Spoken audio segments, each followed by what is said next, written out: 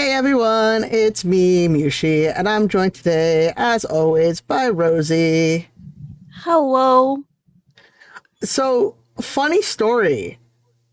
I didn't read the notice correctly, and I thought they were going to actually have chapters for us to do today. They don't. Turns they don't, which is very rude of them. So We just get pink balloons. we just get pink balloons. It's very unfortunate. All the cool stuff happens on Monday. Yeah, which is annoying. So probably on Monday or Tuesday we will fix all Your that. stream's kind of freaking out, by the way. Nothing is working correctly. Oh no! Yeah, I think you passed over your streamer arbiter thing, and I saw the grid for a second, and, Oh no, that your was fine. And Okay, yes, I know the thingy's not working. Yes, I'm currently working on that. Everything yeah, broke. Yeah, I see. But don't worry, I'm on it. I'm blaming Kaleem. I fixed it. Let me just give it a second to translate onto the thing. Okay, there we go. Yeah, I know. I knew what was happening. Because I was trying pink balloons, pink ribbons, and New Year'sville. And New Year'sville. You know what? Let's change that. Let's put a Grim up here. I have Grim, right? We should have 2 Grims in total. I didn't get the second Grim. Damn, you only got 1 Grim. Leave me and my kitty alone. Man, you didn't get 100th year anniversary of Disney Grim? No, because I pulled 90 times and didn't get him, and I didn't have enough for it. Hold on, can you just, like, tap that icon up at the top that shows, like, the expand thing? The expand icon?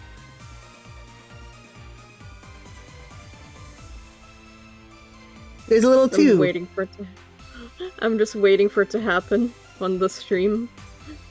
Yeah, can we just talk about the cookies and the brownies and the cake and everything that probably Viola and Grimm made together? And by made together, you mean he just did it by himself. I mean, she just did it by herself.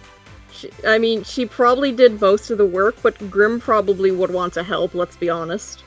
Yeah, very nice.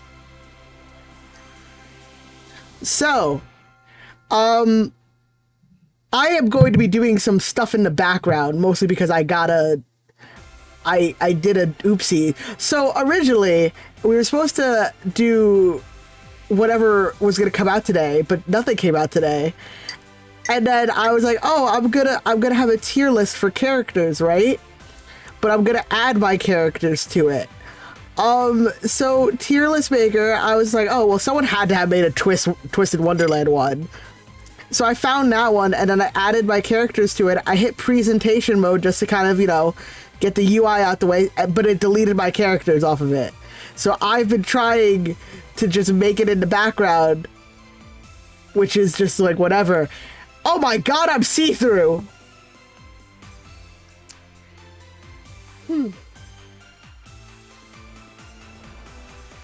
Oops! Let's fix that a bit. Holy shit, you are see-through. Ha! I fixed it!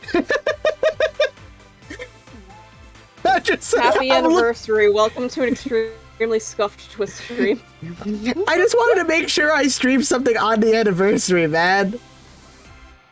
I wanted to do my best. I wanted to at least have me out here. So in the meantime of me trying to figure this shit out in the background, let's talk about the year in previous with Twist. So yeah, so it's now been 2 years that Twist has been in English servers. Kind of crazy. And about a year and a half since we started streaming it. Yeah. Yeah, we originally started, like, I caught the disease first, and then I passed it on to Mushi and the others. Like the fucking... And this all originally... this all originally started that we just got together sometimes, and we would literally spend like a whole day, because this was also the summer that you crunched your ankle. Oh yeah, I destroyed my ankle. Yeah. Yeah, so we would just spend like a whole day just like reading through Twist and doing silly voices and stuff just to entertain each other. But then we realized, hey, sometimes we can't always be together, but we don't want to miss out on what's going on. Hey, wait, what if we recorded these? Well, what's an easy way to record them? Let's stream them and then save VODs. And that's how we started this. Yeah, and then now, so originally I had already been like a VTuber. Like I had a Twitch channel before I started doing Twisted Wonderland, but I just like didn't do a lot with it. So if it wasn't for Twisted Wonderland, I wouldn't be a streamer, and I really have Twisted Wonderland to thank for that. Yeah, thank you, Yana.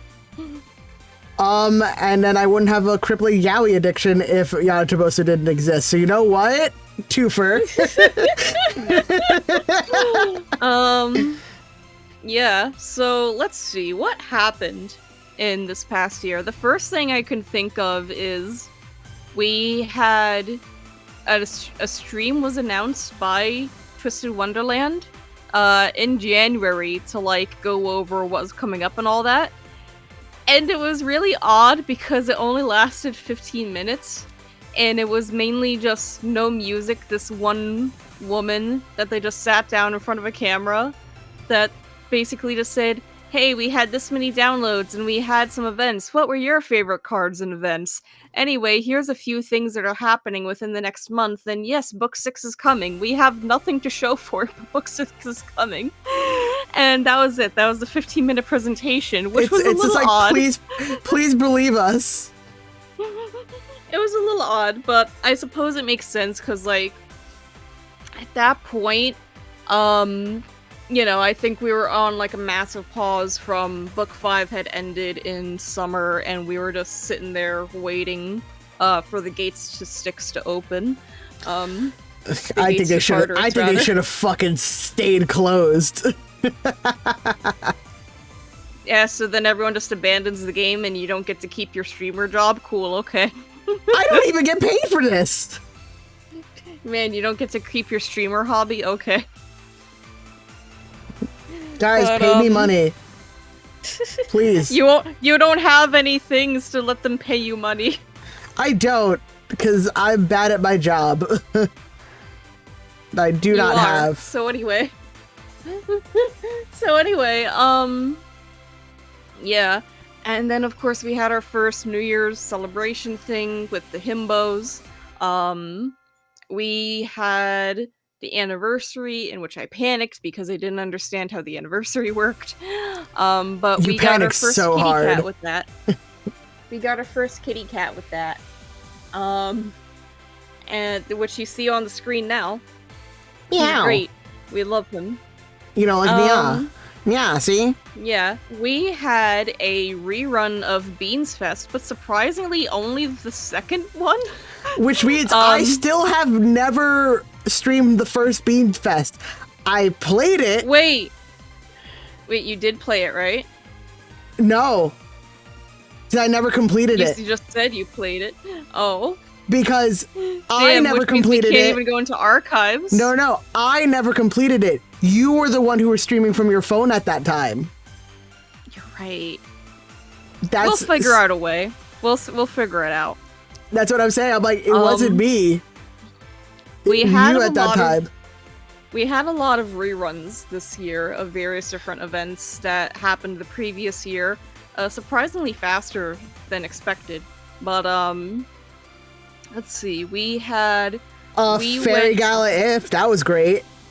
Yeah. But first, so we had all that, and then we got to dive into Book 6, in which we had to like get through all of the other books first, have them streamed. So we had like a marathon to get to Book 6 as fast as possible. That was kind of wild. And then we finally got to Book 6, and you're like, guys, I beat book 6 so fast, I don't see why this is hard, haha. And then Adia said, oh yeah, melts your fucking laptop while you're streaming. Yeah, because me being the smartest streamer imaginable, was like, yeah, I'm gonna stream from a MacBook Air. A MacBook Air that's being propped up by books in an unair-conditioned environment. Okay, no, it had a thing to lift it up and a fan that was blowing on it, but it was again a MacBook Air. Okay, it was May in New York. Leave me alone, it was my birthday. It was my birthday, I'm just a little guy. Yeah, so then, what was it? But we did manage to eventually beat the shit out of the Titans and Idia and Ortho and have them, come to God. But, God is Viola, by the way.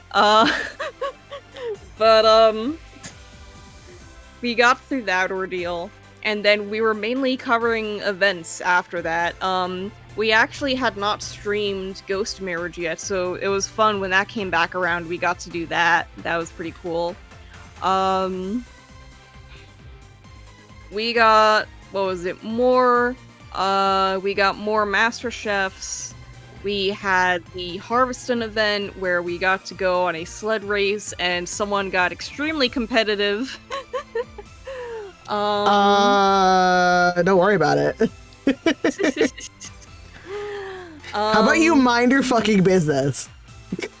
The art students got to go, camping, and everything went perfectly fine. Yeah, there was nothing to worry about. Nothing at all. Yeah. Oh man, so much stuff happened. I'm like trying to like remember it all in my head. We got Glowmass, which we're still doing because the holidays kind of came to a halt for streaming due to life being a bitch. Due to me being a retail worker at the time. It happens, it's fine. We're just playing catch-up now. It gave everyone a break. You can be with your family and your friends during the holidays, or just be with yourself. Fuck it, be hedonistic for Santa, I don't know. Santa Daddy. No, damn it. What do you remember from this year? I remember going through a fucking character arc, I must say. Because think about it. I started with pretty much, like, no assets, no anything, and now look at me. I have a fucking logo. You have a logo, you have a improved VTuber model with multiple outfits, you have your own fucking layout. Yeah, I have... It's very fortunate. I got to meet some pretty cool artists, just like in general. And I'm currently working on a proper model right now. Because I have the time, I'm learning how to rig. Get riggy with it. Get riggy with it.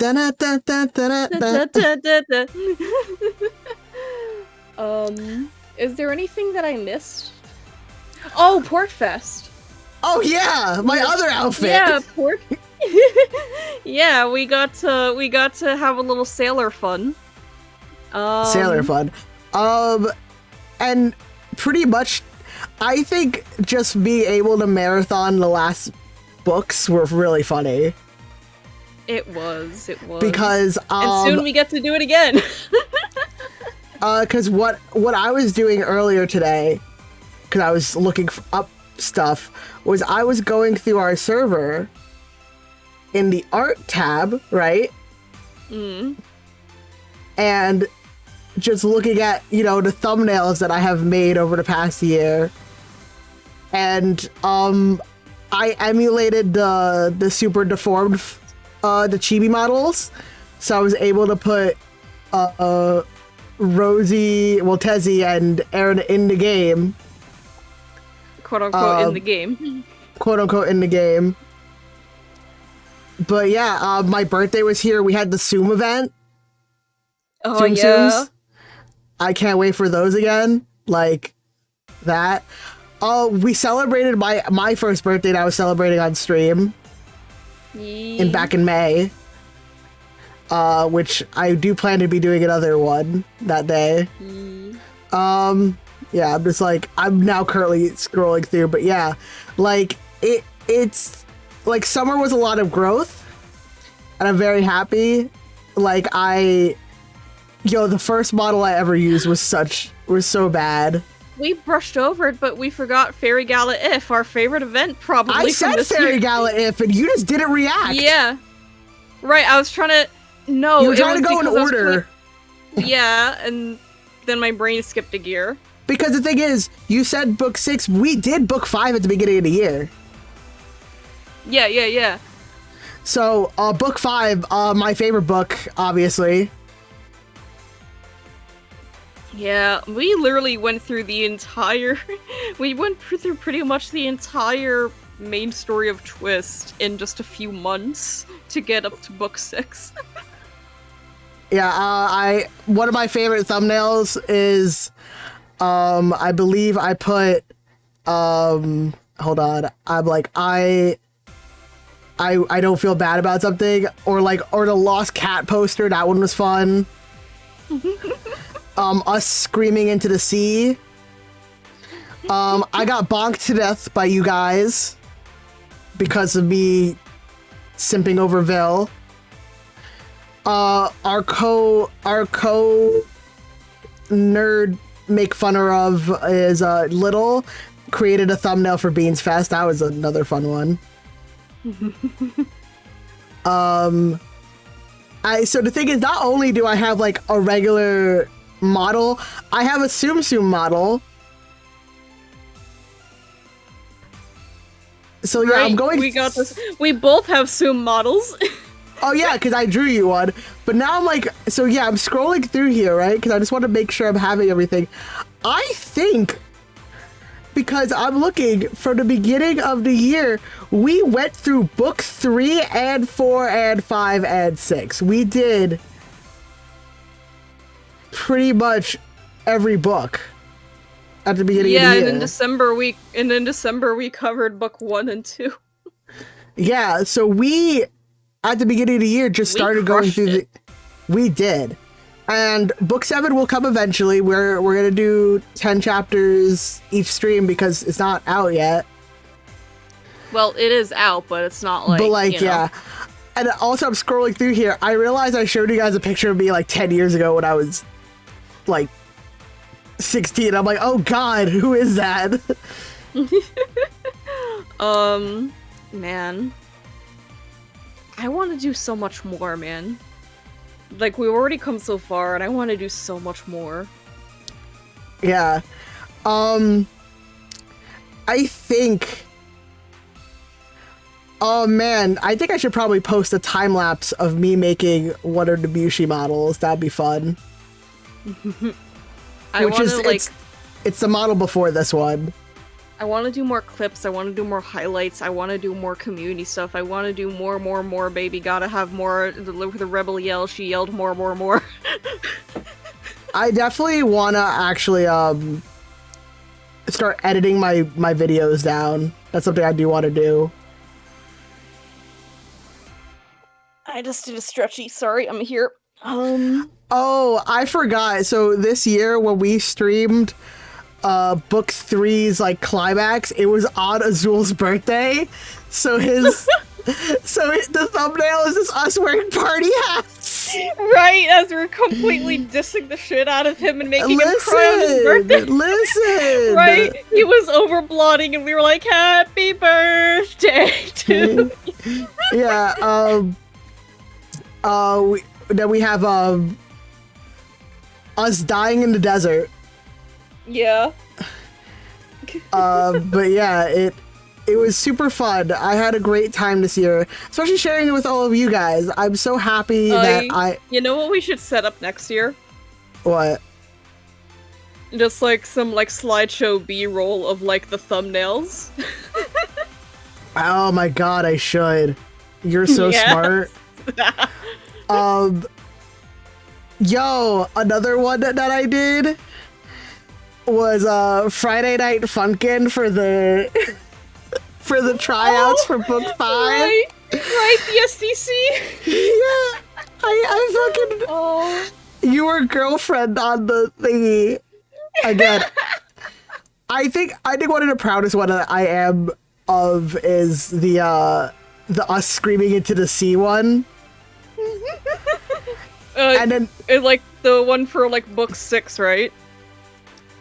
book 5, screaming into the sea. Right, the beach scene. Yeah, I also have another one was Neige LeBlanc on there, shining so bright, and you just see us in the background going, "Oh God." Well, me in the background going, "Oh God." Man. Again, Lost Crimes, but another of it was when we were doing Fairy Gala If again, because we were doing yes. Fairy Gala, because we actually had to redo Fairy Gala. Right, because we never got to cover it properly. Exactly, so we just did Fairy Gala immediately followed by Fairy Gala If. So the thing is, because I was doing Fairy Gala, I went, my model needs an update. And that's how I have the current model I'm using now, because it's an evolution. And I think my TikTok's still up, but I don't really use TikTok that much anymore because I have ADHD. The transformation in it is actually wild. We already spouted out how much we loved that event, but we can do it again if you want. Just pull it up right now. We loved Fairy Gala If because, as we had previously stated, we love pretty much every event in this game, but as I said, Fairy Gala If really marks like a pinpoint in how much the storytelling in these events has evolved, and we feel like Fairy Gala If, I think we can subjectively say and agree that it is the superior version of this event. Like, I love Leona, trust me, but this is narratively the superior version of this event, and I think it should be the golden standard. You know what I mean? I feel you. Like, it's such a simple premise of we have to go steal back a gem during a fairy fashion show, but the way that they're able to execute it into this like cool narrative of like self-discovery and growth is really, really cool. And it was also in a way perfect timing of like a sort of celebration of post book 6 Ortho gaining his own independence and stuff and becoming his own person. It was so great. It really was. And just knowing what we know from beginning to end, I'm just, God, I'm trying not to like actually tear up, but I might actually start crying. Remember when I said I would voice Ortho during book 6 because I know you would be crying your eyes out? Leave me alone. Die.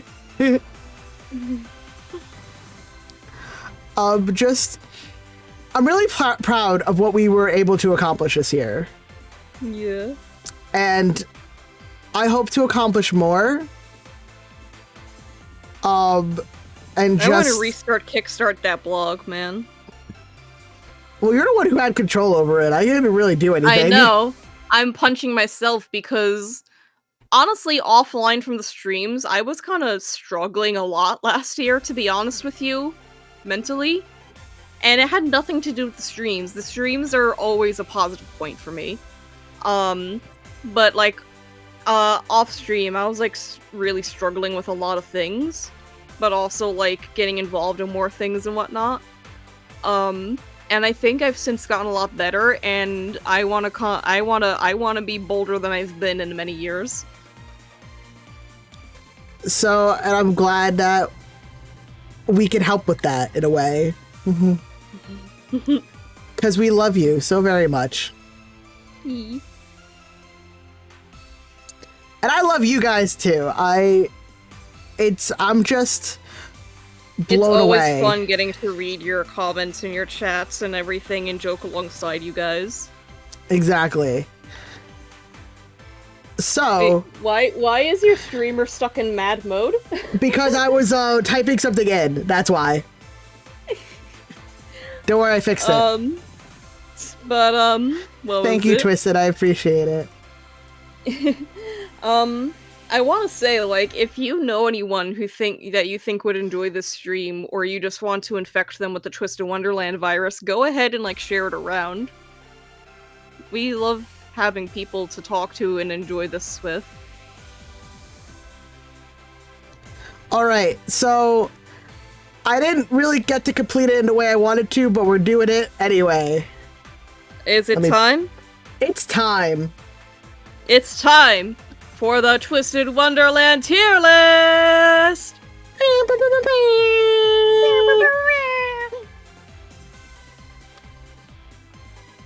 So, bear with me. Sully, I choose you.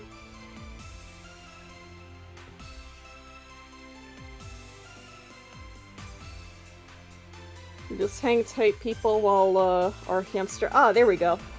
Yep, so just give me... Ooh.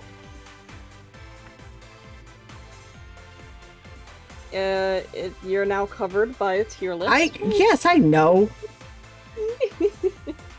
We're just gonna do this real quick. Don't worry, I got this.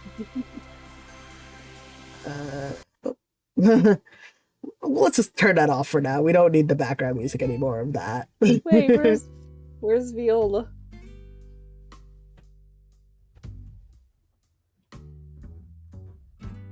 What? I could have sworn I had it in here. Okay, hold on. Don't worry about it. Oh. Damn, you gotta add her. She's not in there. I am working on it. Shush. Where? There's some of these that aren't named. And I don't know why they're not named. Hold on. Let me just... don't put it in list view. Put it in list view. What are you talking about? She's right there. Where? Right there. She's there right now. Hold on. It didn't show up on the stream just yet. Hold on. Don't worry about it. There she is. There you go. See? Oh, don't worry about it. I'm scanning through, making sure no one's missing. I think we're good. I think I got everyone. Yeah, we're good. We're good. So let me just... there we go. Okay. Gotta just... do.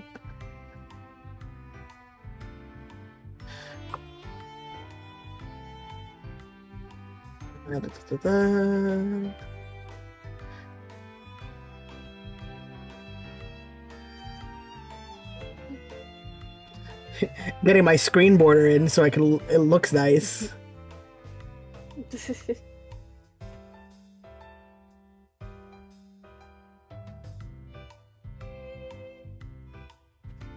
You got this. I trust you. Don't worry. Woo! There we go. Okay. See, guys, look, I'm a streamer. I know what I'm doing. Shut up! I'm trying my best. I just want to make things look nice, alright? Alright, there we go. Watching this several seconds after it happens is hilarious. Quiet, you. Alright! It's That's close good enough. There we go. There we go. That's good enough. Alright. Alright, let's get started, shall we? And I'm just gonna shift over here. So we're just gonna go in order of whoever shows up, right? I think so. Alright. So then that means we have to start with Jade. Listen, I am smart. Alright? So, to explain my tier lists, Twisted, don't spoil anything. Sure, we know who goes in jail. Who should have been in jail, more like. Well, yeah. We have, of course, they live in my brain rent free. That that's self-explanatory. I don't need to they pay rent to live here. They're in my brain, but I sure pay for it. Or they pay for it. They gotta work to live there. I just think they're neat. It's one of those characters that I don't think about them often, but when I do, I'm like, I like you.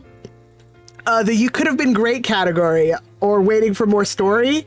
It's characters that I probably haven't read enough vignettes of them, nor have I We're all guilty of that. Yeah, I haven't read enough vignettes, or they haven't had their character arc yet. So they're going and you could have been great. Why are you like this? Or as I like to call it, the conspiracy theory zone.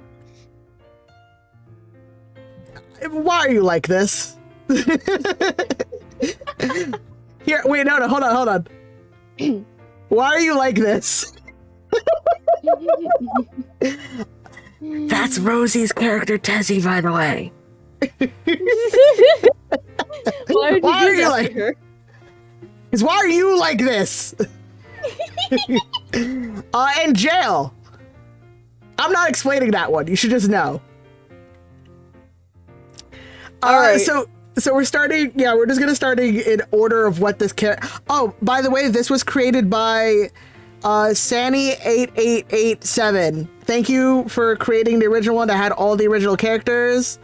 And then I just added my own. So thank you, Sani8887, for this.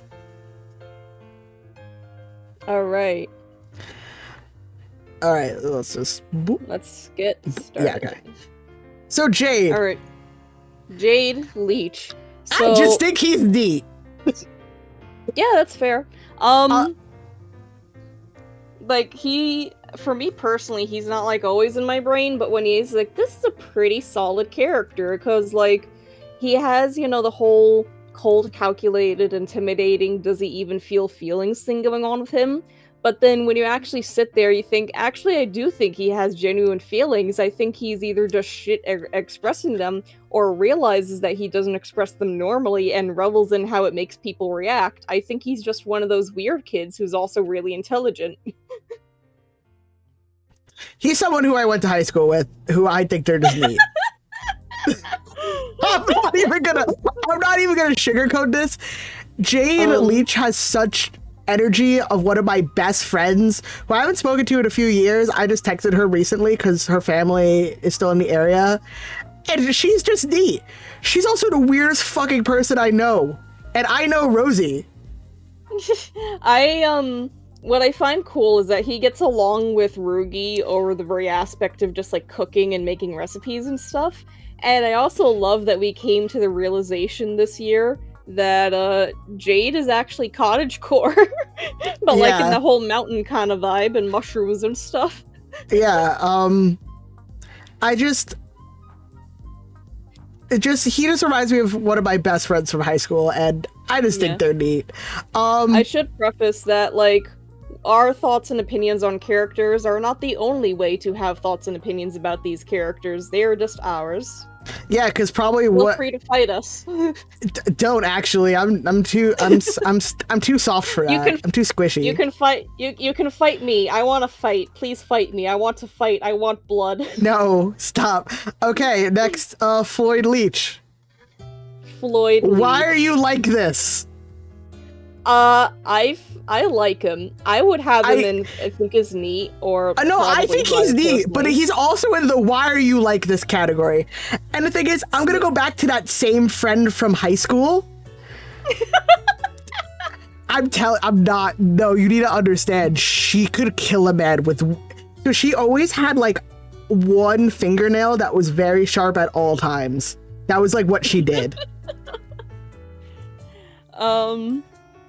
I would like to say, when it comes to, I'm sorry, I'm gonna stop rocking back and forth. That's the ADHD, homie. But one of the things I love with Floyd, just when you first see him, is that he never sits still.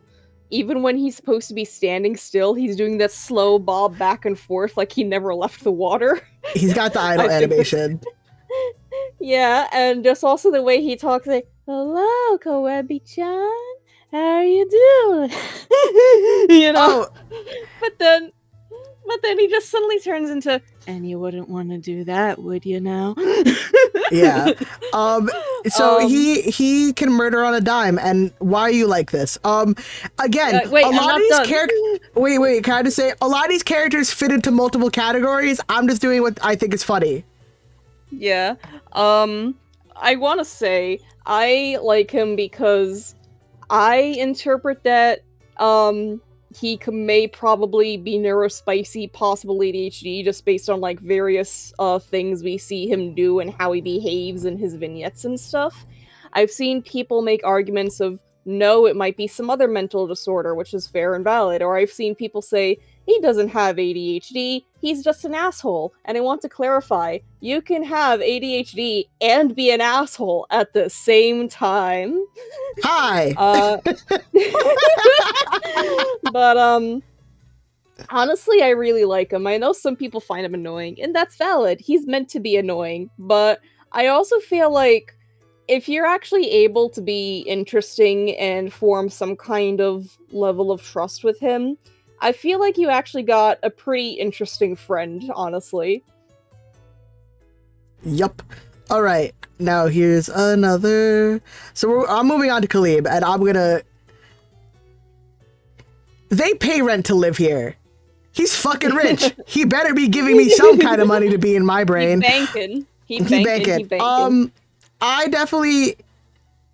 I think with Kaleem, for me, it comes really down to he's made specifically to be like the foil of Jamil in a way.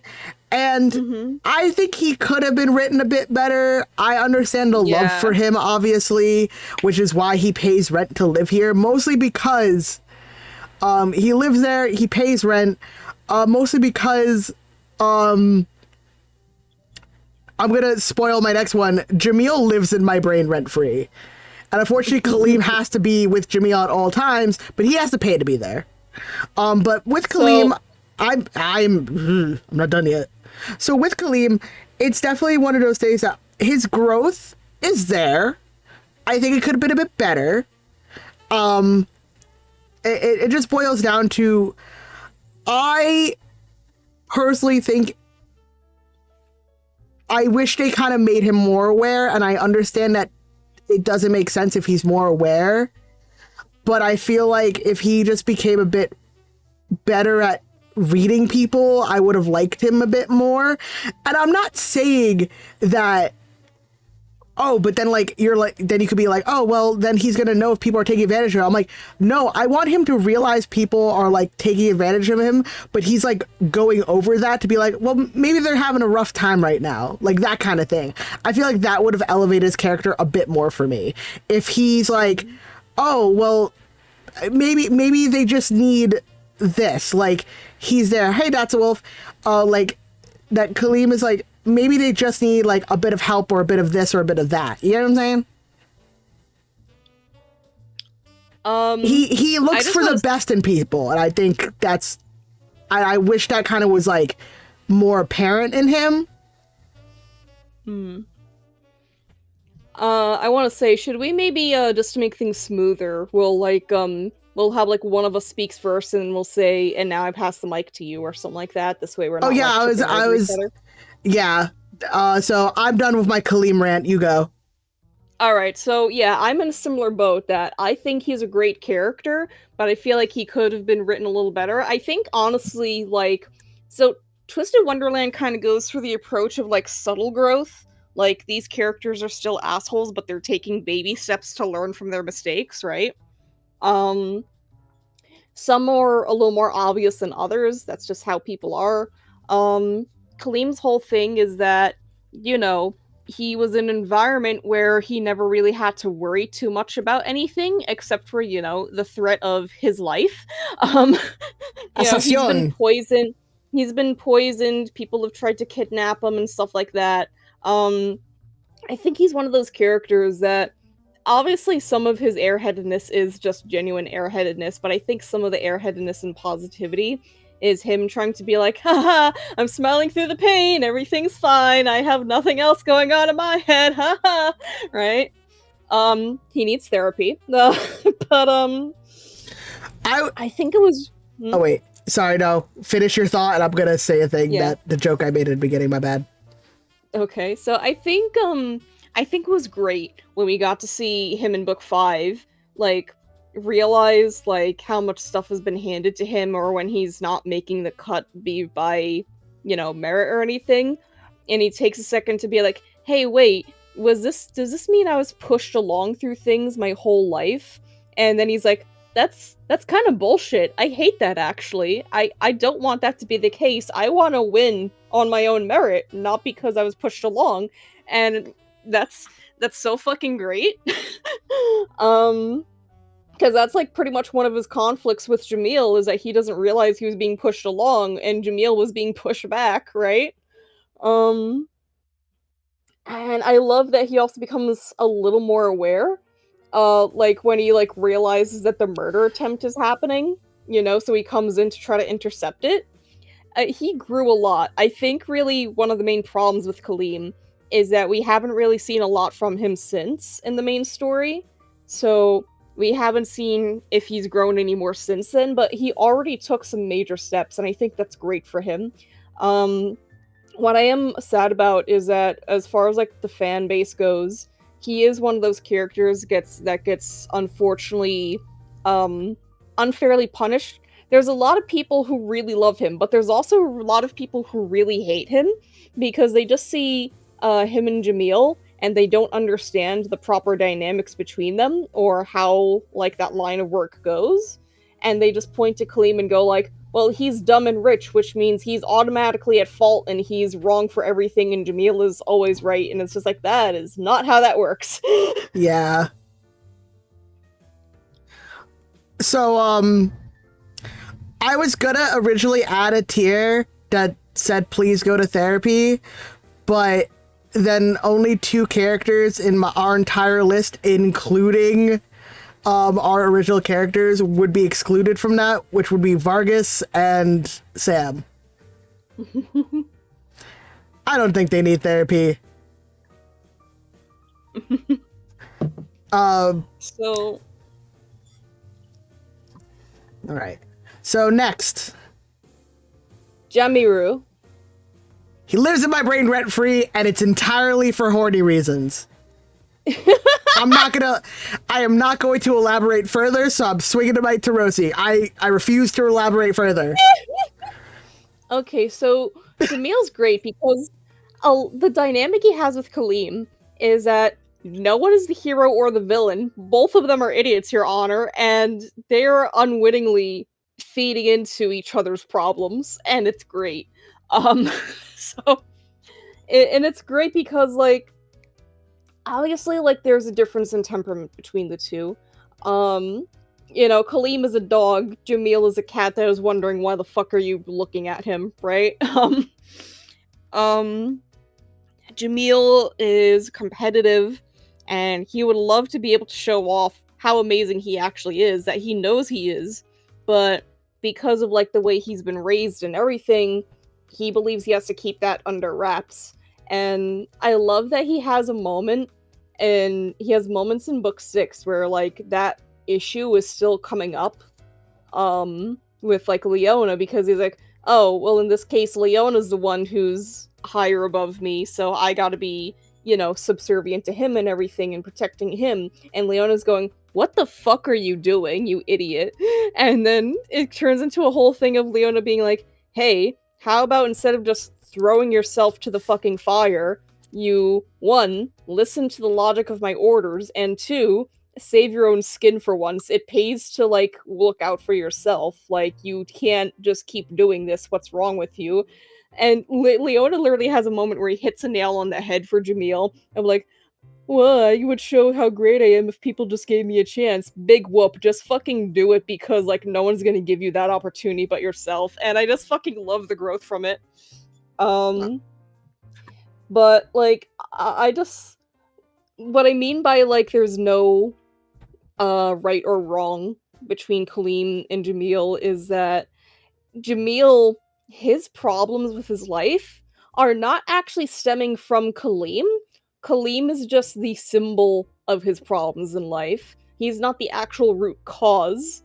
So he's unfairly taking out his anger on Kaleem when Kaleem is not the one making the decisions of what's going on. He's just living in the role that he was born into and the way he's been raised. Kaleem, if anything, should be slapping the shit out of his parents or whoever's giving him these rules and ideas, you know? But Mhm. just as Kaleem would pay to learn how to be like a little more understanding of how life actually is and like what's going on with Jamil and stuff. He's great. I love him. He's a bastard. 10 out of 10. All right. So, obviously, the next character, we know what he's going into. I am gonna set a timer, and I'm only gonna get 3 minutes to talk about Vil Schoenheit. We don't talk about. I'm gonna have 3 minutes to do it because I am on a time crunch. I do have to be done with stream by 2:30, so I have an hour. Okay. So I need to not gush for too long. But you're about to hear it. All right. So hold on. I'm gonna set the timer for 3 minutes. Let me just put him here so that way he's just in there already. All right. Vil Schoenheit and why he lives in my brain rent free. So, as an artist, I definitely resonate with Vil a lot. I strive in doing a lot of hard work to get a lot of things out of it. But, you know, I kind of get a bit pissed when I see someone who I believe may not be putting in as much work as me and getting a lot more reward out of it. And it pisses me off to no end. Even if I'm putting in a lot of hard work and then people obviously making judgments about me because of how I look, what I put out, and what I'm doing at that specific time, because you don't know what's going on in my life. And I'm putting in as much hard work as I can to be the best person I could be at that time. And you just putting me into a little box and saying like, oh, you're this because of this, like, you know, being typecasted to be a villain all the time. It hurts. And just him just being like, oh, like, especially in the Wishing Stars events where he's like, I don't believe in wishes, like you have to work hard for it. I'm just like, ooh, yes. Like I can make all the resolutions I want, but if I don't put in the hard work for it, I'm not going to be able to do a lot. And so him just being so confident in who he is and what he's about is just very inspiring. And also just, it helps that he's like 6 feet tall, all right? He's 6 feet tall and handsome. That's a boon. A lot of them. It's a A fucking lot of them are bonus. tall. I don't give a shit about the rest of them. Anyway, so yes, I definitely was like looking at Vil Schoenheit because I had gotten into Palma Fior before hitting book 5, before book 5 was even out. So I was like, okay, he's my dorm leader, like whatever, and really like getting towards it. Like I originally enjoyed because I saw a Pell's portrait, and then now like Vil is my entire life at this point. But like his work ethic is kind of what I aspire to be, but also just kind of making sure like and stepping back and being like, hey, like it's okay if you're not perfect, but like you got to finish what you started. And that's why like definitely with Vil, it's just one of those things. It's like I should try to put in as much effort as I can get and expect the result to be equal of that. And just and also the fact that he's just like, fuck gender roles. So he's like, I don't give a shit, like work what you got. And that has made me confident in my thing. Because when I started, I was definitely non-binary. Now I'm bad. So I blame Vil Schoenheit entirely as he stares at me for being dangled from my thing. So yeah, Vil Schoenheit, very good character. I love him very much. And and there's a timer. Alright, my turn. So, Vil is a cool character. Vil and I have both been in the entertainment industry. Obviously, he got to much higher places than I did. Good for you, hun. Vil is such a cool and interesting character, because I think what happens when people first look at him, they're thinking, oh, rich mean girls, that's what we're in for. And you're partially right, but you're also mostly wrong. Um, Vil, he is mean. He knows that. He's unapologetic because he believes he's right, and I would say about 90% of the time he is.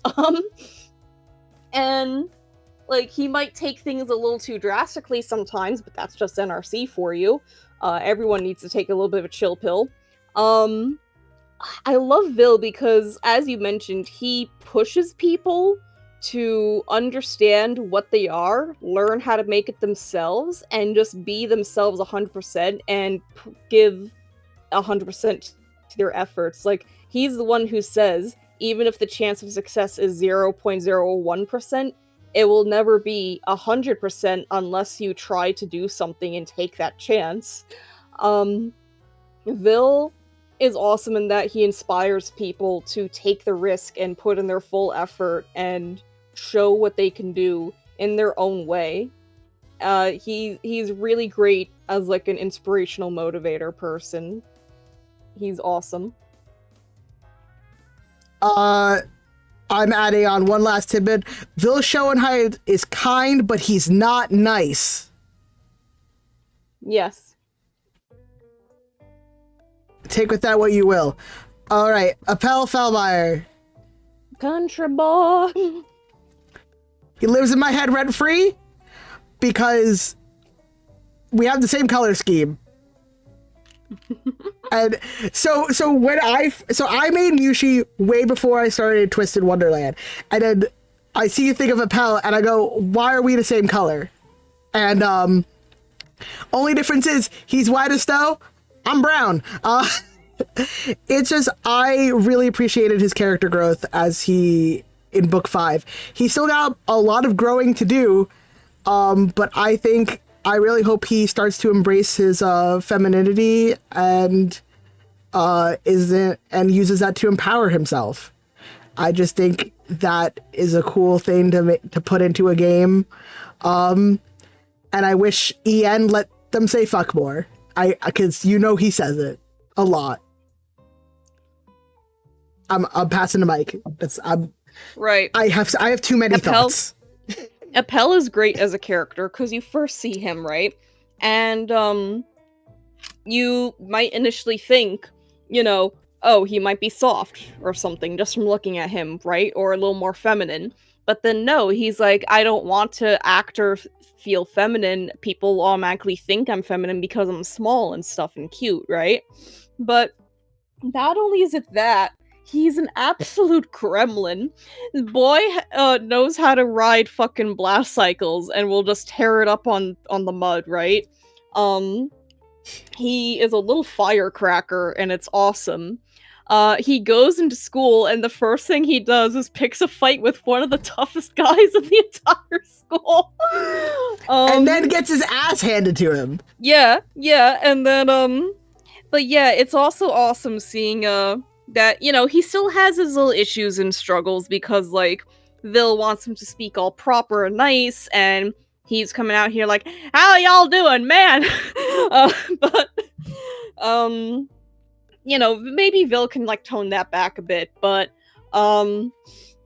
Vil has been, expressing the importance of a pill, understanding that traditional gender ideals isn't everything, to work with whatever he has to his advantage. And Vil was so happy to see him grow. Like, when Appel got a signature spell and Vil wasn't there to see it for the first time, he was like, oh! He's like, how dare the story writers do this to me? So yeah, Appel's really cool. He's one of the fun freshmen. All right. I'm gonna out myself so fucking hard right now, and I'm really upset about it.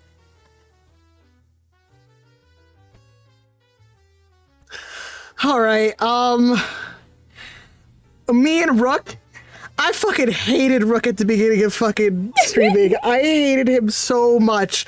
And I need you all to understand, he has grown on me. He has grown on me so much. Mostly because you want to know what I realized and what several people have pointed out to me? Me and Rook are very similar people. And that's really upsetting.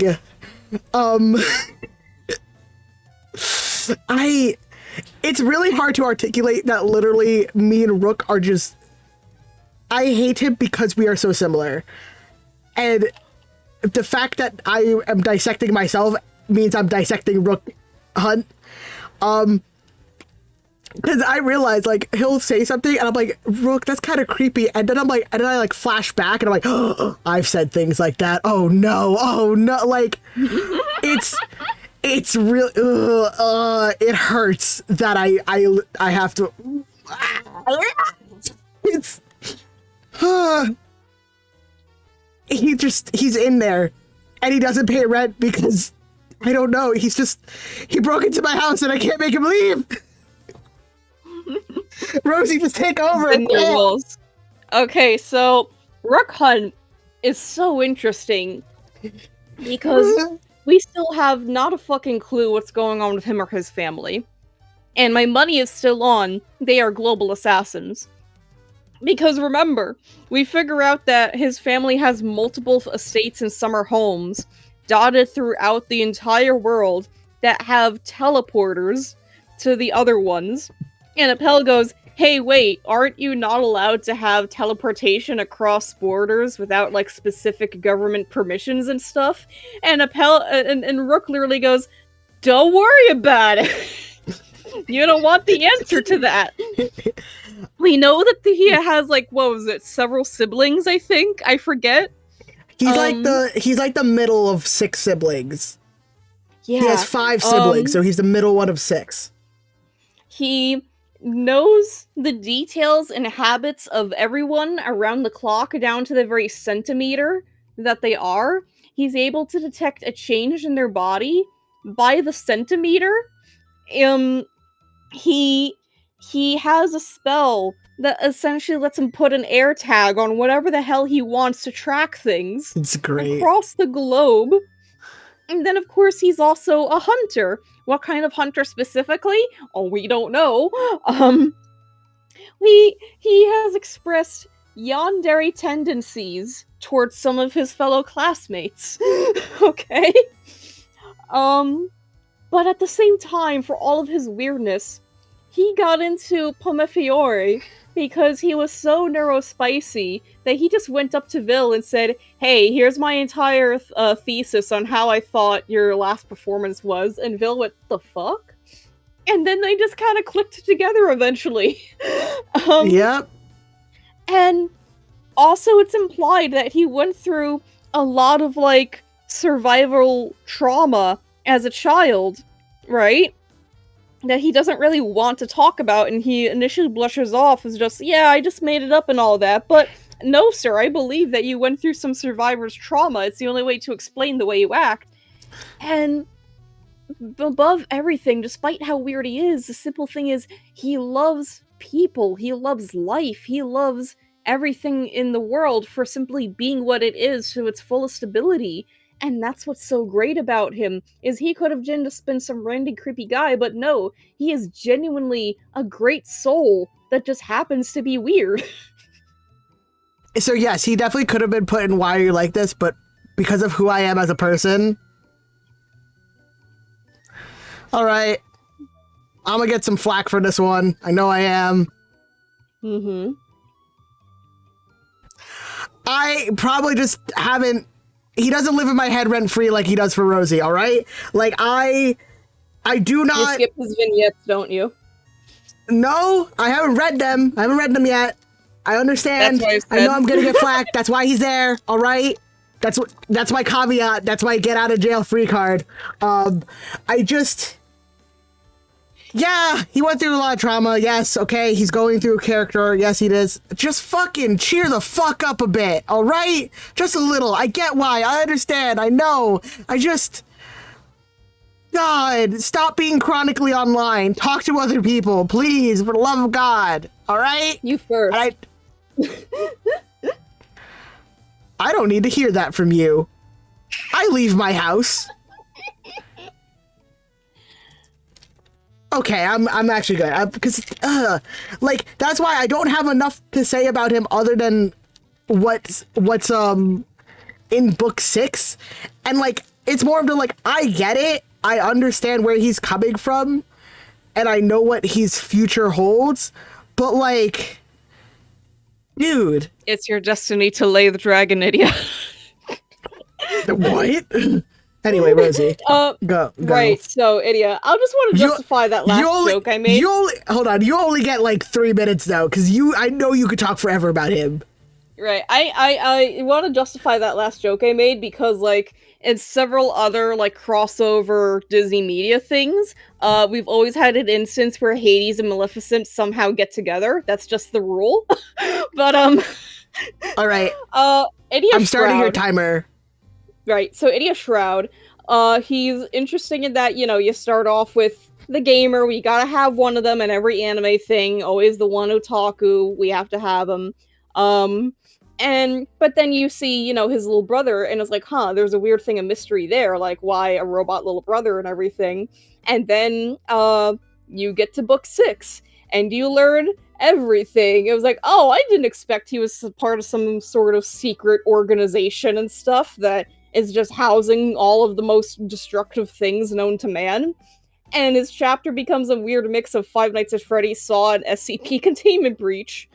It is interesting because it's not just that he's a stereotypical depressed man, it's that he's been through actually depressing shit, and it's kind of implied he needs to remain depressed so that he doesn't die because of his curse.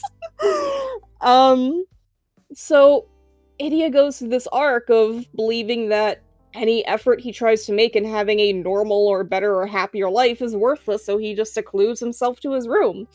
And then he, you know, has a moment where he's still pretty reclusive and everything, and he's not quite sure what to do with himself beyond what the family business is in gaming, but he's very slowly taking steps to kind of accept that things could be different, starting with finally, you know, getting over the initial trauma of what happened, and it's still part of him, and it still weighs him down somewhat, but he's accepted he has to kind of let things go and live on from that moment. And that's symbolic in how he kind of tells Ortho, you have your own freedom now, you don't have to remain the way I originally created you. And even though he's a huge tsundere and he'll never admit that things have gotten up and he has friends and all that, he's growing and he's great and he's just really funny. He's really fucking funny. Alright, we're good? I think so. Alright. So, because of time constraints, we're doing things rapid fire. We gotta. So we still have 40 minutes. We still have like 28 people to get through. So, try to think concisely. I think Ortho's neat. Fairy Gala If was a very good event. That definitely, at book 6, obviously, so that just like catapulted him here. And also, it's just like I'm like thinking like, oh, maybe they pay rent to live here, or he lives in my brain for free. It's because of Rosie consistently texting me about the Shroud brothers. That's it. They're my it's dorm osmosis. Away from dorm. Rosie? My turn? Yes. Okay. I love Ortho because obviously he has more going on in his head than meets the eye. And I think he's a perfect representation of hope, both in its negative senses and its positive ones, because without hope, Ortho would not be the amazing star child that he is. Without hope, he wouldn't be encouraging Idia for a better tomorrow. But also without hope, he wouldn't be the one that nearly caused the end of the world in trying to reach that happier tomorrow. So I think it goes both ways really great, and I love that One second he's a sweet innocent bean, and the next second he is horrible gremlin child. He's fantastic. All right. Malleus, I'm sorry. We're waiting on you. He goes above purely because I'm a dragon fucker.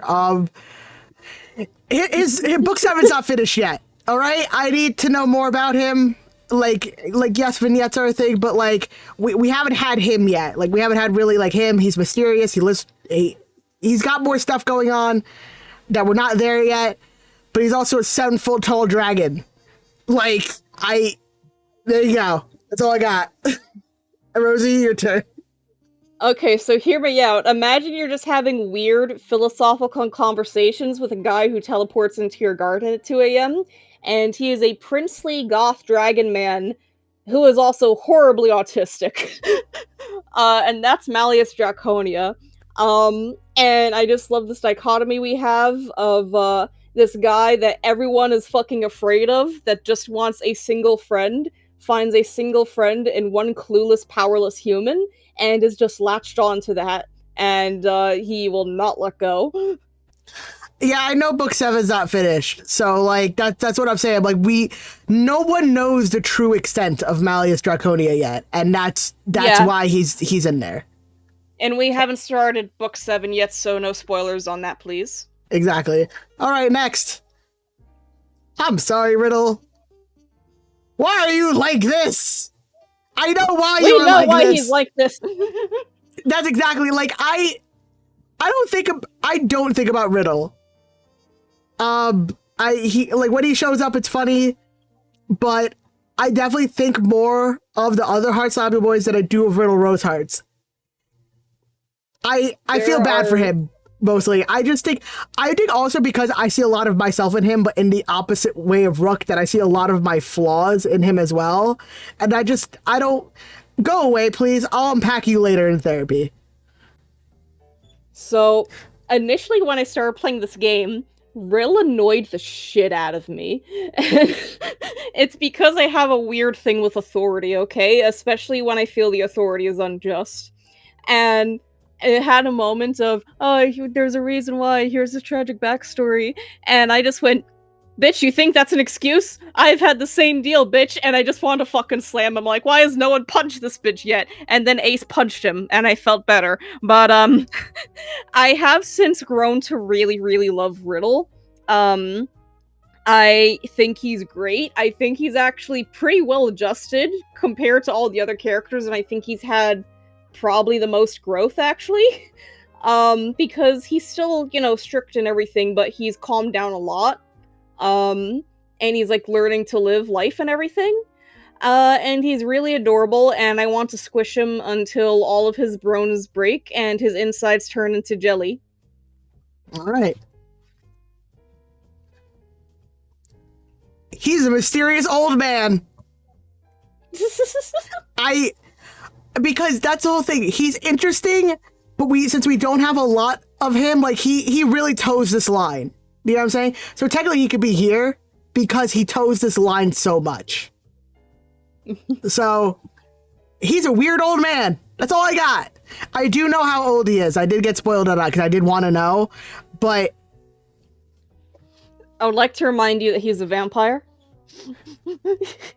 Oh man, that changes things. But yeah, so Lilia is very interesting because he looks like a femboy, and he looks young. He is a femboy, but he's not young at all. He as one of my friends put him, he's a war criminal. We don't know the full details of his thing yet, but we know that he used to be a general in a war. He plays games with Idia, even though Idia doesn't know it's him. He has adopted various very strange children that he's just kind of treating as his own, kind of. And he's probably super powerful and was probably even more powerful when he wasn't old as dust, but he's very playful in that, he comes in and he'll, like, say some esoteric shit and then just dip out, while, like, singing some meme songs and whatnot. Yeah, I think we're gonna learn and appreciate him a lot more after book 7. Why don't you have a last name, Silver? We'll learn about that later. I'm hoping we do. Is that all you have to say about him? He doesn't have anything else going on. He's just a really nice kid who loves his dad. So, I will say I kind of agree. Like, obviously, we can, like, look at vignettes and stuff. But yeah, as it stands right now, for most of the main story and whatnot, as you said, he's a nice kid that loves his dad, and he's training to be a knight. And there's not a single evil bone in his body, and even the animals think he's pretty chill. What I do know that we're gonna get a lot about him in book 7. So I think we're just kind of teetering on the edge of, I think he has greatness in him. We have just yet to unlock it yet. Yep. Shut up, Sebek. Just lower your voice, please. That's okay, all I so ask. I'm gonna step in here and be Sebek's lawyer for a second. Yes, my client is loud and sometimes he makes racist remarks about humans. My client is in fact dealing with internal racism from living in a society that sees humans negatively, and his father is a human, so therefore he is half human. So he's dealing with that kind of bullshit, which is also why he's seeking so much validation from one of the most powerful fairies in the world, because he wants to feel valid about himself, when he should just learn, you don't need validation from others to feel validation for your own existence. That should just be an inherent thing. So yeah, he has annoying tendencies, he's loud, and he needs to, like, learn how to stand up for himself without the validation of others. But overall, he's a very kind person who's very responsible and dutiful, and I think he has a great future ahead of him if he can just grow out of that validation thirst. Could he just lower his voice a bit? No. Then he's staying there. All right. Man, you really should talk to him, huh? Loud. So, I don't think we need to explain this. There's so much to unpack. No, we're not. I don't want to talk about him. He sucks. No, I just want to say he's the worst fucking head mage. He's allowing these overblots to happen. No one is getting proper therapy when they're showing very obvious signs of needing it. He doesn't want to get involved. He's taking all kinds of money bribes. He only does things so long as it saves his ass. He forces most of his problems onto the students, especially the one who randomly showed up here, who is dependent on him for survival. He should have been put in jail after that incident that happened, but then somehow the powers that be decided, oh, your students stopped a world-ending event? I see no issue here, you can go back to being headmaster. And we still don't know what his deal is. We don't know what species he is. We don't know exactly how old he is, where he came from. We don't know anything about him, and that's the scariest part. Jail. All right, Grim. He's my pet cat. Obviously he also could have been great. He's grown. I just still think he's like an annoying little kid. But he lives rent-free in here. I need my emotional support cat. I need my emotional support dire beast. So Rosie, I'll let you grab it. Grim starts off very annoying, and that's kind of the point. He is annoying, that's the point of him, but he's not evil, and he grows to be very endearing that you don't even mind his annoying habits at some point, and he kind of calms them down a little bit. Like, he's still a gremlin, but he's a little bit more better off than he initially starts. And he's also another one that we have no idea what's going to happen, because, like, we have a weird thing that looks a lot like him in the prologue, but we don't know how we're gonna get there. We know that he's eating rocks that's making his brain funky. We know that he's a dire beast. We know that there's several layers of ancient-ass magic attached to him, and possibly the same curse that Idia has, but we really don't know his origin story, and neither does he. And that's another fascinating and terrifying thing about him. We are just living with this adorable little baby Pokemon that just might Gigantamax any day now. All right. Cruel.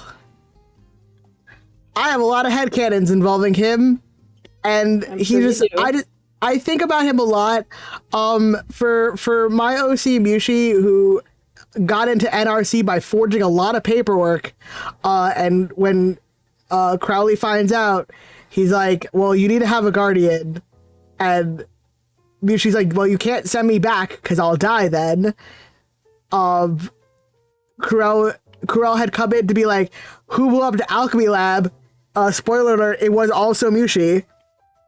And he just ends up being Mushi's guardian. And then, of course, because Mushi very much makes clothes and textiles and stuff like that, they bond over that. But also, he's like, how are you so bad at alchemy? And just like that kind of like, definitely, I'm not going to say dad because then the daddy jokes are going to happen. But definitely, Cruel is a positive influence in Mushi's life, and depending on how I'm feeling that day, he's also a trans man. Cruel is really cool. I think when you first see him, you get like these weird vibes because like, who's this guy walking in here with this fur coat, going to teach a class with a riding crop and is referring to his students as dogs, and you immediately get some weird vibes, but he's not weird. He's just quirky. That's just the way he talks. I like to headcanon that he is in fact like a dog lover, that like he has pet Dalmatians and stuff. We know that he's into high fashion, we know that he's into like fancy cars and stuff. But he is a teacher that's worth his salt, and he does actually genuinely give a shit about his students. When he realizes someone's hurt his students, he gets fucking pissed about it, and he wants to jump into action. What's also great is that he's one of the younger teachers, so he will also, like, realize what the students are up to be like, alright, just don't get caught, go he's for like, it, I be feral. get it. I love him because he seems really strict and odd, but he's a generally caring teacher, and he's so great.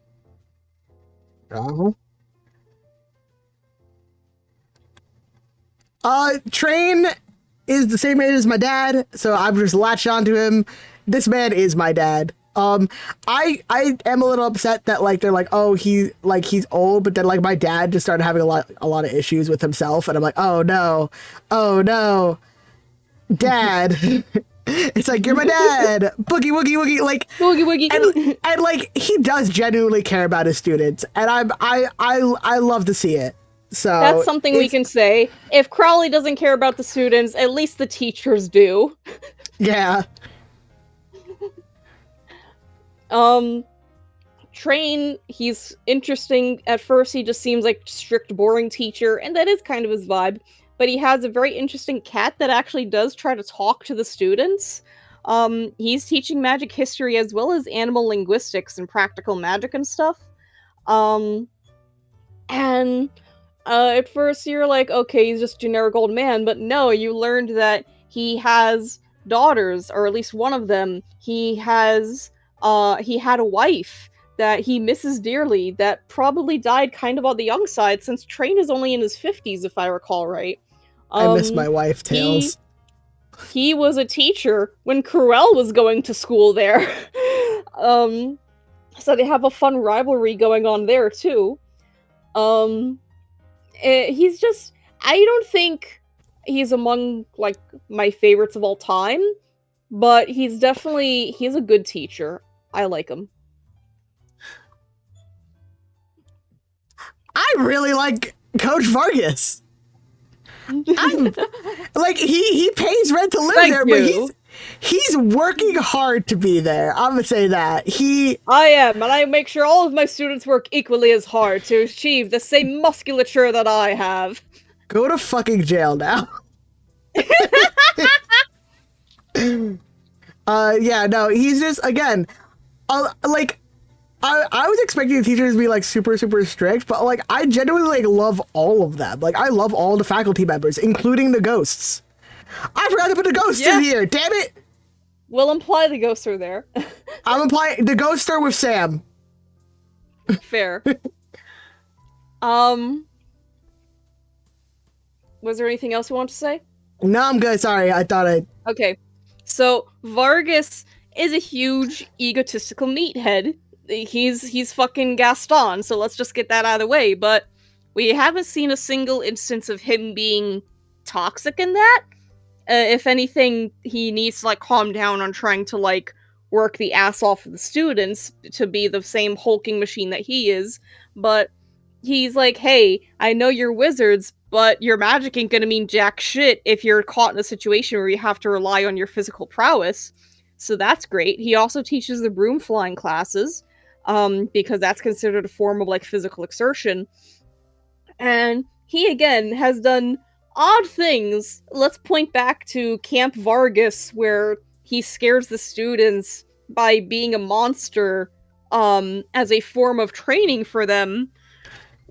So there are moments where he's like a huge airhead that what he does is questionable, but he is again another one who generally loves his students and wants to see them grow.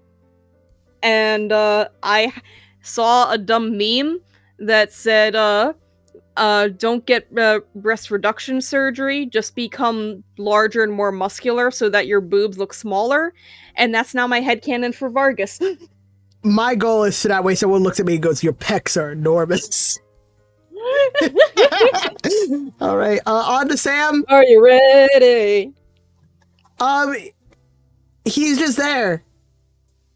Oh. Honestly, I could have made another tier above this that says I pay them to live in my head rent free. Like I pay them to be here, and I'd probably end up paying him to be here. Sam is just like one of those. He's a young entrepreneur who knows his shit and knows how to get it, and I love him for it. He definitely works very hard. I am sad that in our game he doesn't have the face paint, because Ian was like, no, we're not doing that. We're not risking that. It's not even that much face paint, to be honest. I know, but I get it. I understand why. But he's a cool guy, and because they wanted to be like, oh, how could they get something on campus? Well, the school store will always have whatever they need so long as they ask Sam for it. So he's just a really... I got hoodoo. He's great for fan fiction, because if you need your character to get something, you just go to Sam's. Yeah, there are literally so many events where people would have died if not for Sam being like, I heard you have a life-threatening emergency. I have the answer for you on sale. Yep. And that's like both so unscrupulous of him, but also just great, because at least means that he wants to help, right? But he has multiple stores. He's pretty young. Once a year, he gets to basically act as a teacher by showing the students like entrepreneurial skills. And he treats them fairly. He has cute little nicknames for all of them. And you can do anything from buying toilet paper and eggs at his store to buying all sorts of weird magical artifacts. We don't get to see him often, but when he does show up, it's always a treat. And I know that there is a niche part of the fandom that finds him rather attractive. Yes. Anyway. All right. We good to go next? Lads. All right. I'm gonna do them both at the same time, and I think what I'm about to do is gonna surprise Rosie, which is why I'm doing them together. All right.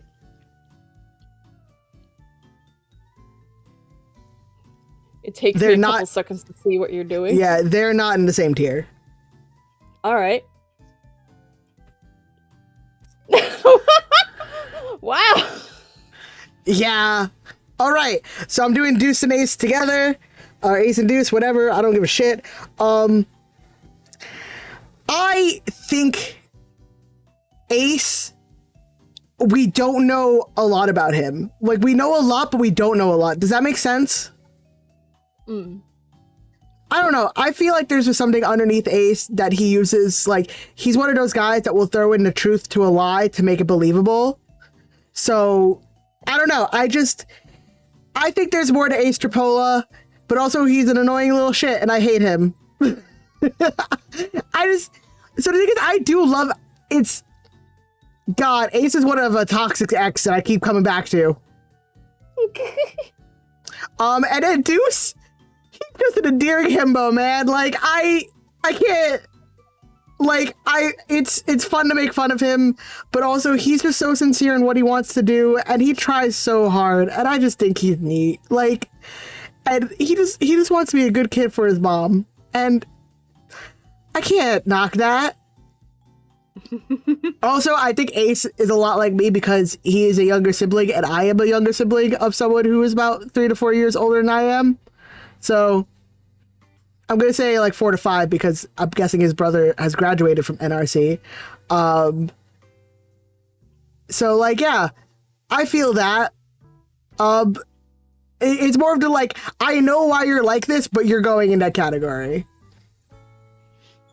I'll start with Ace first.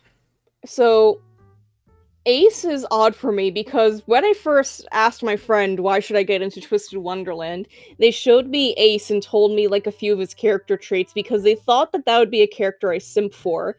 And according to the statistics of characters I simped for previously at that point, that makes sense. So it doesn't make sense why I don't simp for Ace, but that's where we are. But Ace himself is an interesting character. As you said, we don't know a lot about him, and I'm just going to say this because I don't think it's anything too important. He is the only character of the main cast so far that we have not seen his signature spell in Japan or in English. You're the last one, Ace. He's interesting because, like, he pranks people, he plays magic tricks, he gets in trouble, he's a little bit of a little rascal, you know? But as people have pointed out, Ace isn't a complete asshole. He has asshole behaviors, that's everyone at NRC, but he shows moments of being genuine and being like a true-ass loyal friend, you know? And also sometimes he flirts about sleeping in the same bed as you, but that's neither here nor there. But, Ace is interesting, and I want to see more of, like, what happens. I want to see what his signature spell is going to be. And I think, honestly, he is the way he is because I feel like his brother's kind of a bad influence, but you know how it is. Monkey see, monkey do, especially with brothers. Deuce. Deuce, he's great. I love that in the manga you can see him as a 12-year-old or 13-year-old or whatever with his bleached hair and his fucking blazer jacket that has a special logo on it and everything. He's cool. I didn't realize this at first, but one of my friends accurately pointed out, hey, he might be kind of inspired by the fucking White Rabbit. And apparently that's true. But, he's a big goof. He is our young himbo, who's not quite as himbo as some others, but he's there. And yeah, he has that very compelling thing of like, I was an asshole when I was younger because I was failing in school and it felt like it was hopeless. But then I made my single mother sad, and I don't like that. So I'm trying really hard to change myself around to where, like, he's like, I'm going from a young little bandit that had like a whole army of little bandits under me to I'm going to grow up and become a cop because I feel like that's the honorable thing to do, and I wish him all the best for it. All right, I'm gonna do another twofer because I do not care about Trey and Cater, but they're above Riddle. Strawberry's gonna kill you. Okay, listen. I do not care for Trey and Cater, but the only reason they're above Riddle and Ace is because I haven't read a lot of vignettes, so I think there's just more story to them that I personally just do not know. nor have I seeked out.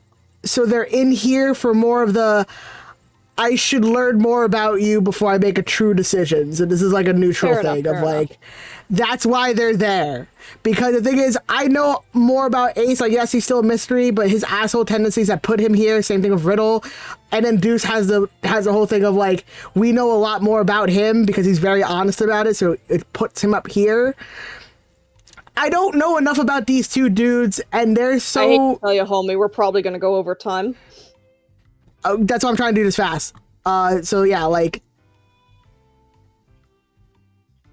seek out, sought out. Like I haven't sought out the story yet. Like that's why they're here. I don't care. Damn. All right, you go. Yeah, Trey is interesting because, as many people who simp over him have pointed out, he is perfect house husband kind of vibes and material. He has that interesting thing where he realized, oh, I've been enabling Riddle's behavior this whole time because he was scared and he wasn't sure what to do and he felt bad for Riddle. But then he kind of learned from that and he's been trying to help calm Riddle down and everything, and it's great. Hold on, I gotta do something real quick. Ladies, this man's a baker. He brushes his teeth religiously. He will brush your teeth religiously. Yeah, Trey's just interesting because, like, he doesn't want to be in the spotlight, but he's also really got his shit together and can easily be a leader if he needs to be. Your tier list box? I went to do something real quick. That's why I was just like, hold on for a second. All right. I'll just continue. Cater got kind of butchered in the end from what I've heard, but I feel like he's not terrible. So Cater initially starts out kind of annoying because of the way they wrote him, but then they tone that down. Cater, especially if we're taking into account what we know from Japan, is definitely bi and definitely the biggest flirt on the planet. And is probably depressed about something. Well, I don't know exactly what's going on with him. People have told me their speculations, but he is struggling with this thing of like not being able to form connections because of his experiences and not seeing the value in forming long-lasting connections. And finds a lot of the stuff that he does or engages with very exhausting. But he's trying anyway because he wants to be positive and there for others and be reliable when he needs to be. And it's really just interesting to have this character that, you know, seems all smiles and selfies at first, but is actually pretty depressed. And again, I'm gonna just say they butchered him in EN, and I don't look up to Japan stuff. I wasn't interested. So like, that's the whole thing. They butchered him for EN. I mean, I get it, though. All right. Next one, Leona. I just think he's neat. And I'm not going to lie, it's definitely because of Rosie kind of shoving him down my throat at the beginning of Twist. I love you very much. You did do that, though. Just saying. I will say, my honeymoon period over Leona, I still like him. He's his husband and everything, but my honeymoon period has subsided, and now I'm in the period of we sleep in the same bed and we are doing taxes and cooking together, and really that's what married life is about. You gotta make it quick for him, because you went on a rant the other night that lasted like 10 minutes straight. Yeah. Leona is not the most well-written character. I feel like that could be improved. He comes off lazy lion and everything, lazy prince, but it's really that, like, he's depressed because everyone and everything is pretty much out to get him for simply not conforming to things, and he just kind of said fuck it to everything, but he has to learn to, like, keep trying anyway or find a different way through, and he's great, and if you say that he's not, you're wrong. I'm sorry, that's just how it works, but you're able to be wrong. We're a free country. Let's move on. I just think Jack neat. I'm going to put him right next to Deuce, actually. They're the same character, but one's a furry. Like, I'm not... Am I wrong? No.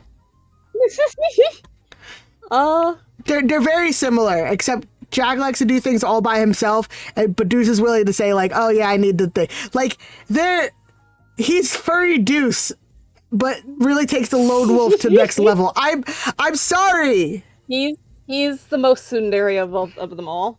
Yeah, like I really just think he's neat. We have a tsundere himbo that he likes cactuses. He comes from a snowy place. No one is really sure what his movie inspiration is. People have their speculations. He's best friends with Vil since childhood. He looked up to Leona as his hero. We don't really have a whole lot on Jack personally, but otherwise, he's a bit of a himbo. He's a tsundere. He's sweet. He's reliable. Everyone loves him. Some people love him more than others. All right, next one.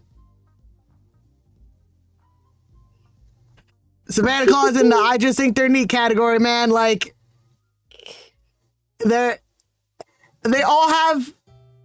They're just there for me. Like, you want to know why? Because they're really good to write with, right? Like, they're good to like make up stories about, and they're good to have character interactions with. Like, that's why. Like, they're fleshed out in a way that you could write them and it's still realistic. Yeah. They're not just meathead jocks. They are jocks that have all sorts of things going on. Rugi, I fucking love that we have hyena representation in a source of media that isn't just scrawny weird dog. Thank fuck. This is another character that was shoved at me when I asked what twist was, that someone said, maybe you'll simp for this one. Spoiler alert, I did not. But Rugi's great. Gotta represent my hyenas. Little slum lad that miraculously was able to survive his mom dying, his dad leaving, living with his grandma, somehow having magic, which is rare, and then getting into like one of the best academies in the world. And he is willing to work hard as well as lie, cheat, and steal his way to the top if it means victory in a more stable life. And it feels like he's probably not going to forget his community along the way. Like, if he makes it, he will try to, like, bring the rest of his community up with him, I think. At least that's my hopeful thinking. He's a little scoundrel of a little guy, and that's what's so great about him, but he also has well intentions for the most part. And I think the asshole friendship between him and Leon is great. Mm-hmm. All right, Azul. He pays rent for having me to think about my body image. God damn it.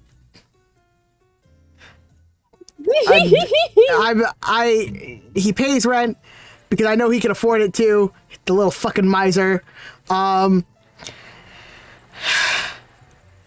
very similar because fat.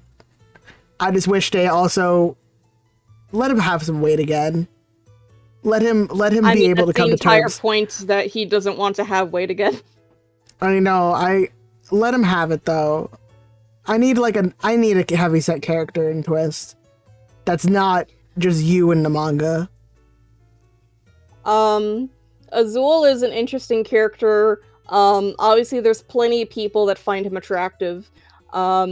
He actually had a very loving family life. And he had a chef mom, and apparently the mom also just dated a lawyer after divorcing the initial dad, but she was one of those moms that like showed her love through food, which led to Azul getting chubby, but then also he wasn't like the other mer kids because he's an octopus, so the mer kids bullied him, and that set him on the path to his villain arc.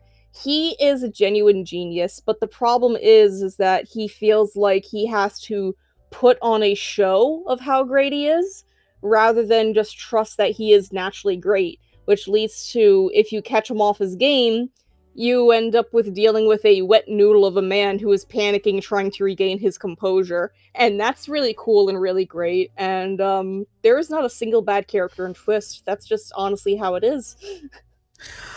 So that's all of the main characters. So now we're on to the side characters that have faces. Let's go. And I went in order about when they appear. So Chenya. He's a cat. I don't know what to tell you. He has cat buttons.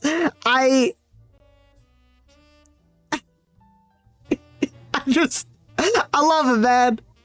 Okay, I'm making a joke. I'm making a gaff. He will go, and I think they're neat. He's a cat. Like, he doesn't live up here, but anytime I think about him, it, like, thrusts him up here, but then I, like, have to stop and be like, wait, no, he's here. I think he's neat.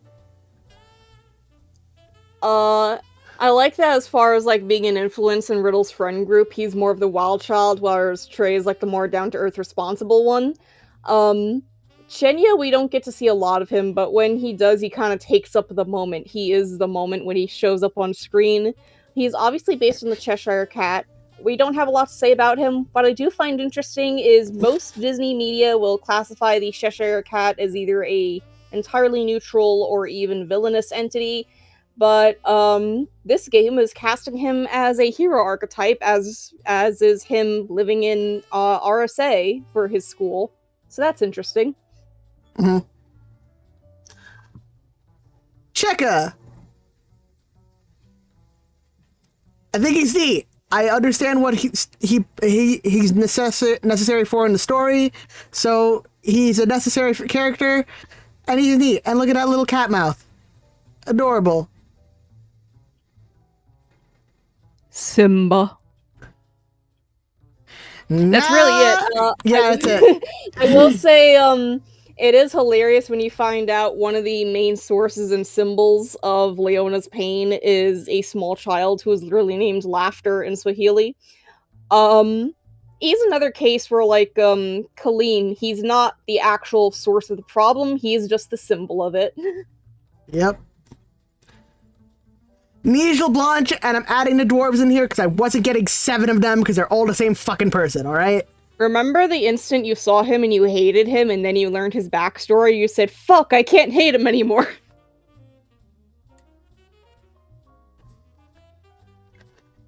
Shut up. I think about him a lot. Mostly because since I think about Vil a lot, I think about Nige a lot. So it just... And also because of... Just, yeah, like, I learned about his backstory and I got like that, but, like, I didn't want to admit it because I wanted to be with Vil, like, throughout the entirety of Book 5, but as we're going through Book 5, I don't know if you hear it in my voice or whatever, but I'm just like, oh no, he's, like, a genuinely, like, nice person who doesn't mean any harm by what he's doing. Fuck. And... Damn it, RSA students! Damn it! I just think about him a lot. Not only is he a genuinely nice person, he is also an orphan. Stop! And that just put the nail in the coffin for you, didn't it? Shut up! But yeah, literally him and the dwarves just want to make people happy, and in Twisted Wonderland, that's probably one of the strangest things you ever did see. Yep. Najima pays rent because I drink about Jamil a lot, so she's... Listen, I love siblings. I love sibling characters. I love the dynamics that they pose and the fact that she knows. Because the thing is, anytime I want to give Jamil, like, a weakness, I'll be like, I'll just text your sister about it. And I just think that's funny. I love siblings, man. We only see Najima for 5 minutes in a single event, and she's great you don't have siblings. Her and Jamil have a loving relationship. They kind of tease each other a bit, mostly Najima to Jamil. They have the same "I'm done with you" face, which is hilarious. It's hereditary. And she shows up just to have fun with people, meet Jamil's friends, tease and bully him a little, and then she just leaves. Yep. She's great. Yo, wait, don't worry, you'll get there. Appel's grandma lives in my head rent-free because she's just my grandma. The same thing, my 90 and my 92-year-old grandma. That's Marja. I love... She's a highly competitive, very loving grandma. And yes, she places higher than Appel. I like her more. She's a very loving, highly competitive grandma that used to be in a sled tournament in her younger years. And they made an anime about her. Yeah, that apparently Idia was a huge fan of, and then realized that the main character was based on Appel's grandma, and it was hilarious. Yep. All right. Yeah. Last one with a face. We aren't done with the event. We are not done with the event, but we just finished book 3, and he set fire flowers on us to basically remove magic from all mages, and you should just be put in jail for that. We don't know his motivations yet. We don't know his motivations yet. He committed terrorism. Yeah, so he should go to jail. And also, he keeps hitting on us. Gross. Yeah, I mean, it's not actually the case, but we are making the joke that he's trying to hit on Viola, because it's funny in my brain. Yep. So now we're on to the 4 main OCs. Sully is the OC for our friend Grizz, who is my boyfriend. And he's a beastman who lives in Hearts Labule, and crushes on this little shit right here, Riddle Rose Hearts. Lives like I should have made an OC tier, but obviously, lives in my brain rent free. Just because he's really fun to write. I've written a lot with him. And Sully Overruff is just a large man who just wants to be there for his friends. Sully Overruff, wants to be a cozy, lo-fi, chill vibes baking bear that has to deal with so much bullshit because of his rowdy family and terrible ancestry. There is a beast hidden within, but he just wants to be everyone's teddy bear, everyone's collective giant squishmallow. He's fantastic. Do not piss him off, please. Yep. All right, Tezzy.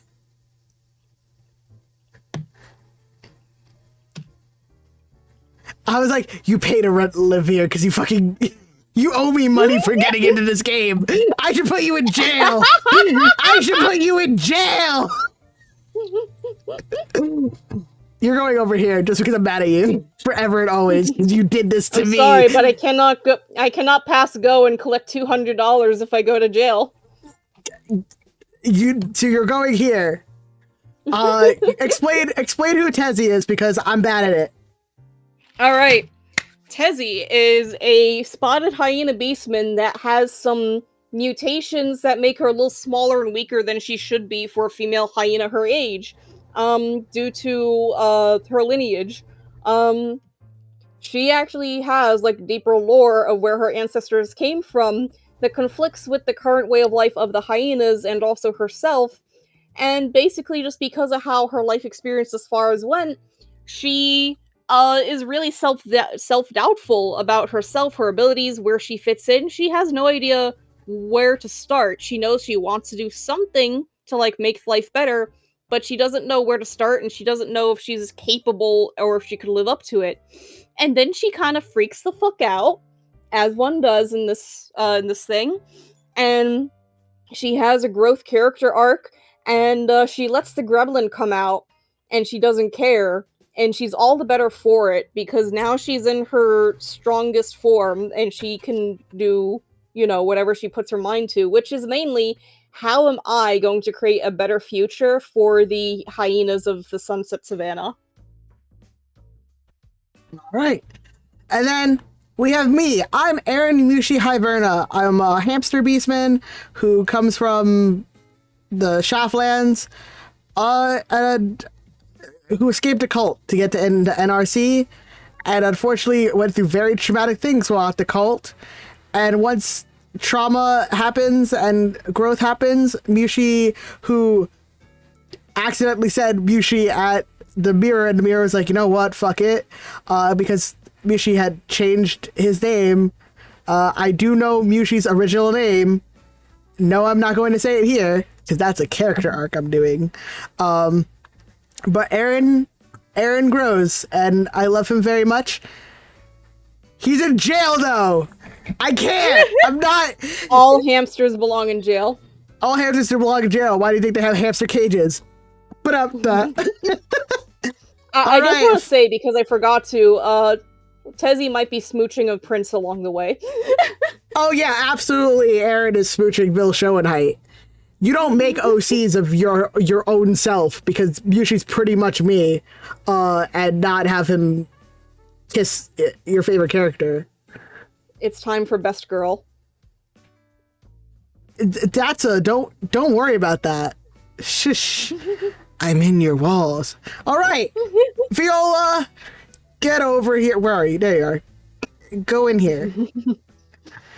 Viola's our main character. Viola is what stars, and she has grown over the past year and a half of us streaming. Over the 2 years that Twisted Wonderland has been a thing. She's our girl. She came here a sad little orphan who is timid, who doesn't know what to do without her sister there to help guide her and motivate her after all the trauma she's been through. And by God, when she showed up here, no one wanted her to be here. She didn't want to be here, but now she's been here for, like, 2 semesters, basically, and she has grown so much. She is still timid. She still feels anxiety. She still has problems. But you know what? She's grown stronger. She's gotten to slap the shit out of people who needed it. She tossed a broom a couple times, maybe. She helped lead people to prevent the potential end of the world.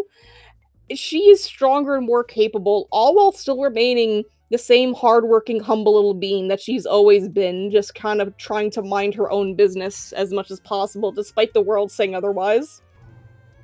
Oh, and also she might be getting her first ever crush. On this himbo right here. And then finally, last, but certainly not least, it's Tom from Every Door. Tom! This is mostly a joke. Tom, so... I didn't see that! But, yeah, so what happened is that during book 4, when we initially started reading through it before streaming, there was just so many instances of, like, the background characters popping up that we started nicknaming them after Tom and Jerry characters, and Tom seems to be the one who pops up the most out of all of them. So, he actually has his own fan base, too. Like, there's like, a thing, like, we call him Tom, but Faceless Character B has fans. I don't know how. Yeah, it's weird. We call him Tom, and he's our favorite character in the world. Good night, everybody. He looks like a generic harem protagonist, except he doesn't have eyes. He's literally like the insert yourself character here in a doujin, and I think that's probably why people watch on. We might change his accent a little bit based on what dorm he's in. We make silly things of either he's that one person who has to change his shirt during a stage production because he's like several different characters at once, or it's just that there is a large family that all have a lad named Tom that looks exactly the same, and they're all cousins going to NRC. Whatever you want, Tom is infinite and immortal. And there we go. That's all the characters in the English version that I have on my brain. So yeah, I know Deuce's mom's a thing that exists. Don't know who she is, haven't met her, don't know what she looked like, but I do know she exists. An honorable mention to you, the Jackal, from our friend Spoon, who never gets to be here, unfortunately. Literally, as soon as we started streaming regularly, he got a new job in which on Fridays he actually does work, because he used to not work on Fridays. You is our Jackal from Scrabia, who hates parties. And lives in the party dorm. And lives in the party dorm. And probably has some weird backstory about assassins or something. I think one of the main things is that he overblotted before coming to NRC. That was like his main point. So already had therapy, understood. Yeah, he already had his therapeutic arc. But yeah, that's what's going on with that. But again, I really just want to... oops, that's me. Oops. Again, I just really want to thank everyone for being here. Let me just put that back on. Yeah, there we go.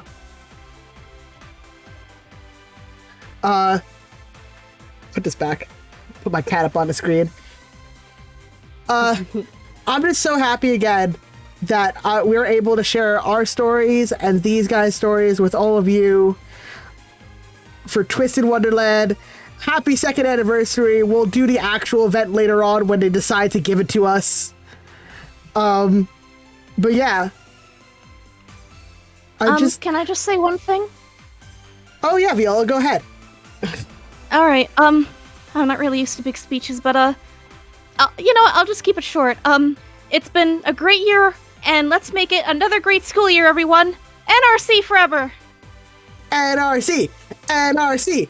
NRC! Anarchy! You did great! Anarchy! You did But great, yeah. Viola! Great job, little one. But yeah, stay tuned for more from us. I hope everyone had a great new year. Happy anniversary, Twisted Wonderland. Happy 2 years. Happy 2nd birthday to our little fucking gremlin here, Grim. You little shit. Don't look at me like that. Anyway, hope you enjoyed our tier list. We'll see you around. Thank you guys so much. I hope you have a great day. Bye-bye. Now get back to class. No, you're not my dad. Bye. Bye-bye. Mushi, out.